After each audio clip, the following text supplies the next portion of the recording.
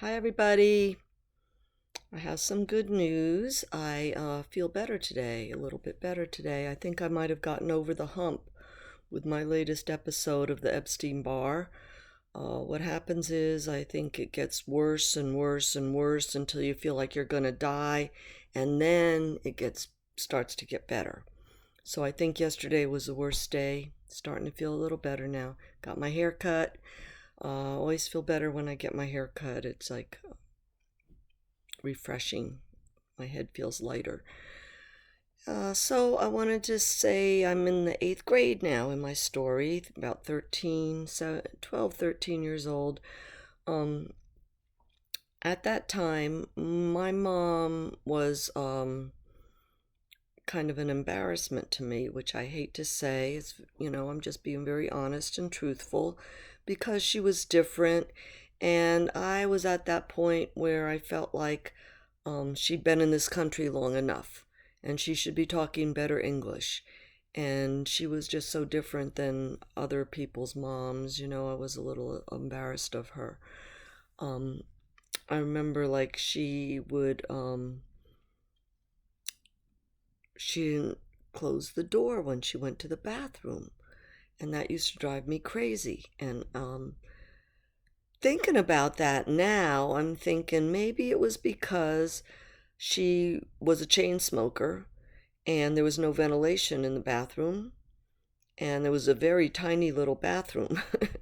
Maybe that's why she liked to leave the door open. And there wasn't usually anybody around, but it annoyed me because it just bothered me. It's like people don't do that. And in the summertime when it was really hot out, she would walk around the house in her bra and shorts.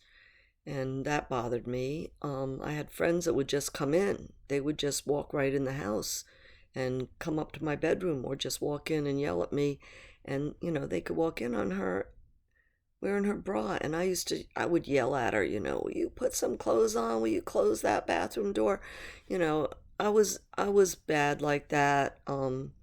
It was difficult for me, but I didn't understand where she was coming from and all that stuff.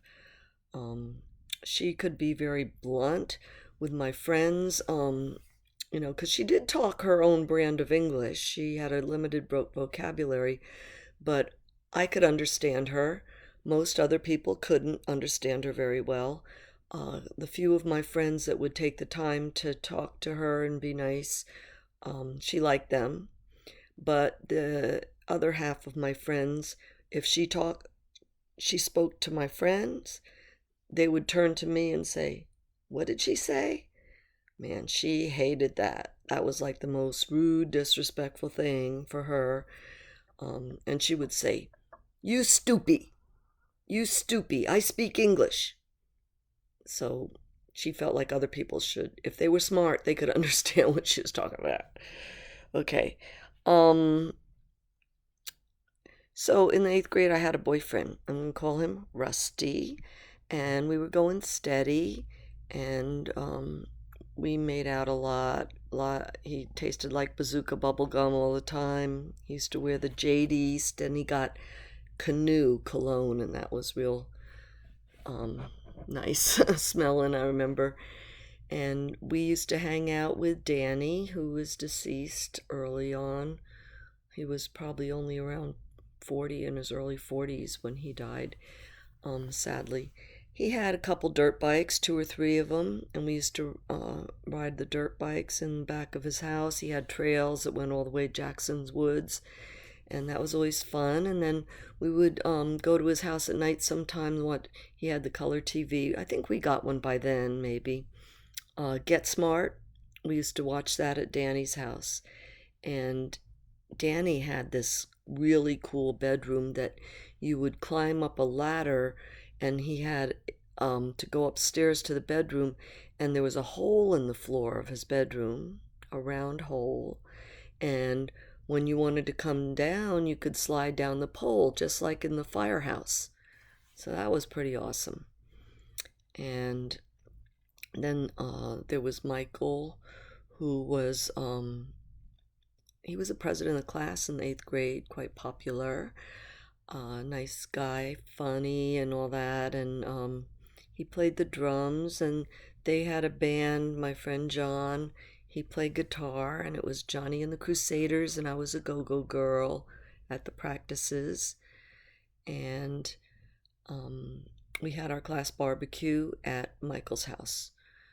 Well, in the eighth grade, it was strange because we lived in the north end of town where we were kind of like the stepchildren or something, where the city didn't feel like they didn't have room for us in the big junior high school.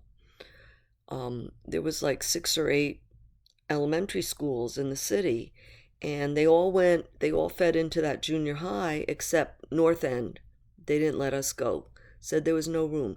So we had 30, 35 kids in our class that we just changed classes just between the 3 rooms. There was Mr. Berger taught history, and he was the beloved teacher. Everybody loved him. He was awesome. He was like the perfect, best teacher in the world. In the morning, he would do Johnny Carson type monologue. It probably was from Johnny Carson the night before.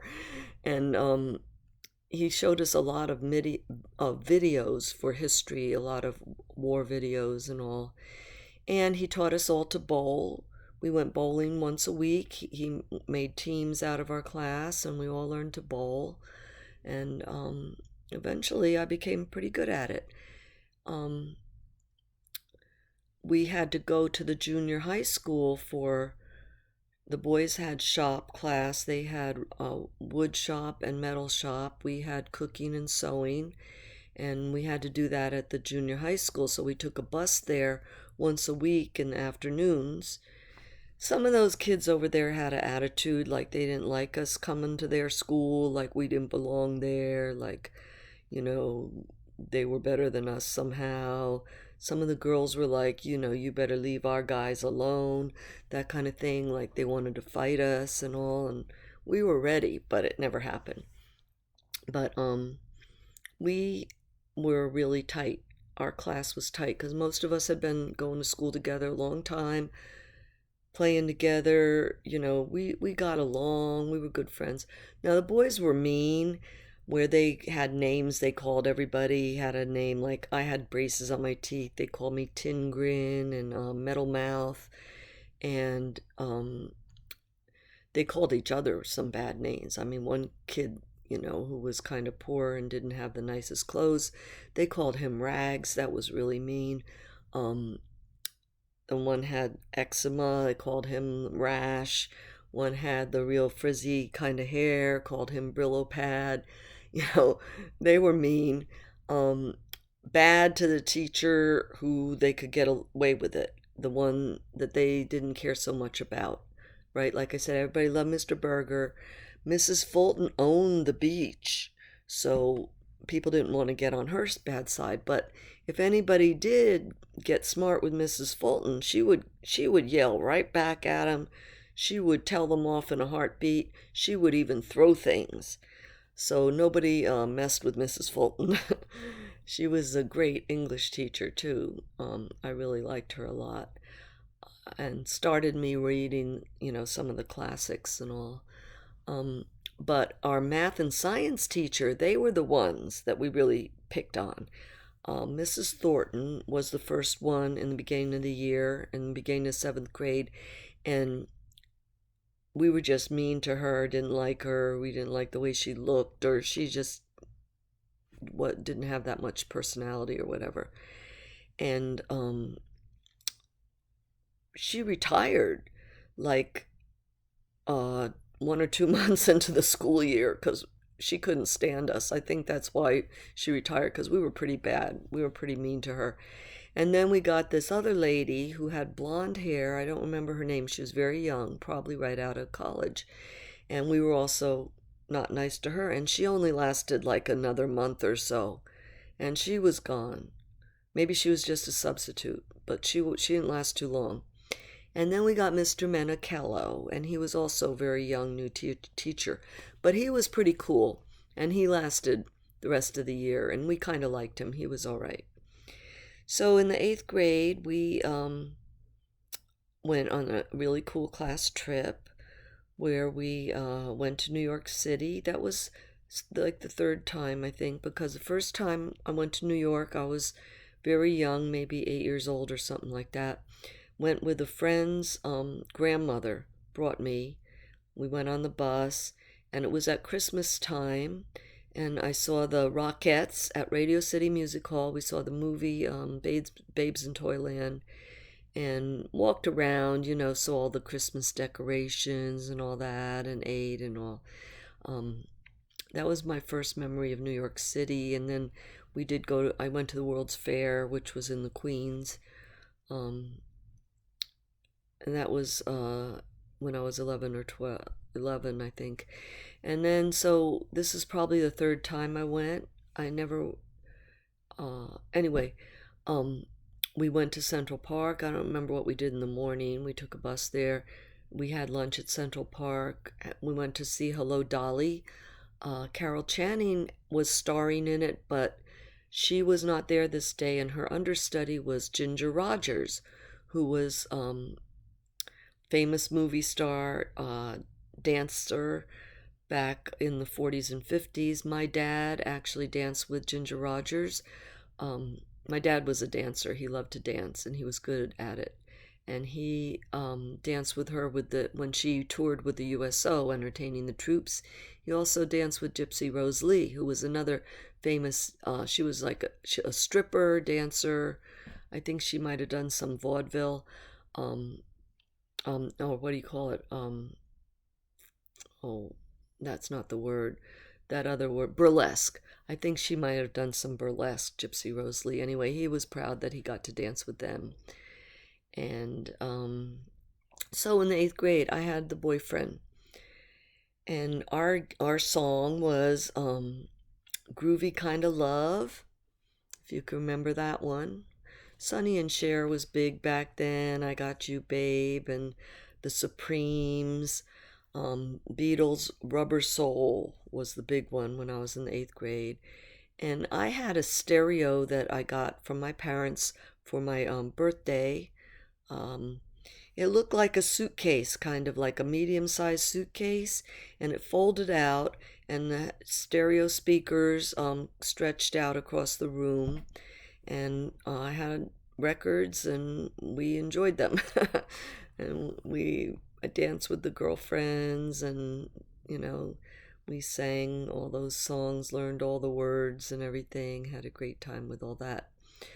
Well, one day, my uh, Rusty, I'm calling him, my boyfriend, he and we decided that we were gonna have sex.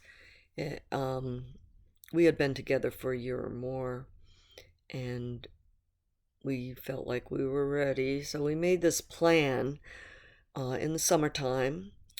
We were going to sleep in his pup tent in the backyard, and we made the plan along with Danny and my friend Becky. Now, Becky and Danny were just friends. There wasn't anything going on between the two of them, but they were going to get together with us that night, and at the last minute, Becky chickened out, and it ended up being just me and Rusty and Danny in the pup tent.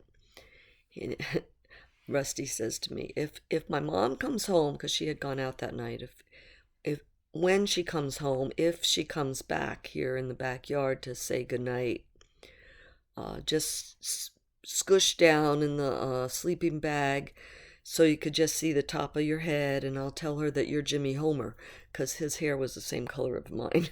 So that was the plan. And I think she did come back and just stuck her head in and said hi and good night. Anyway, we didn't do it because Danny was there. So thank God that that did not happen that night. That would not have been good. We were way, way, way too young. So Rusty and I, we decided to break up at the end of the 8th grade, because we were going to be going into high school, and we knew that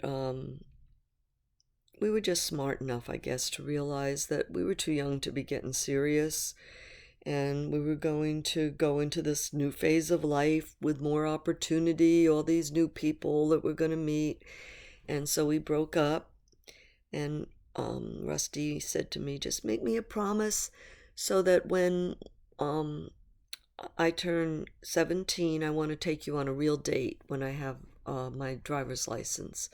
So I made him that promise, and he ended up moving during freshman year, I think it was. So I never saw him. Never saw him for a long time. He did call me when he turned 17, got his license, had a car, called me and asked me for that date. But I had another boyfriend at that time, so I had to decline. And I remember him saying to me, you know, I stuck with you the whole time you had those braces on your teeth, and now you got them off and you think you're too good for me. Well, that made me feel bad. And that's not why I didn't go. You know, I had another boyfriend anyway. But the really cool thing is that just 2 years ago, right before COVID hit, he got in touch with me because we did get on Facebook together, but he was not active on Facebook, so I never saw him out there. We connected like for a minute on Facebook. We spoke on the phone once when we were maybe 40 years old or something. And that was it, all those years. And he called me 2 years ago or less and says, I'm retired now. My buddy and I are taking a road trip on our motorcycles around the country. When we get to Florida, and he was living in another state up north, central Ohio, I think.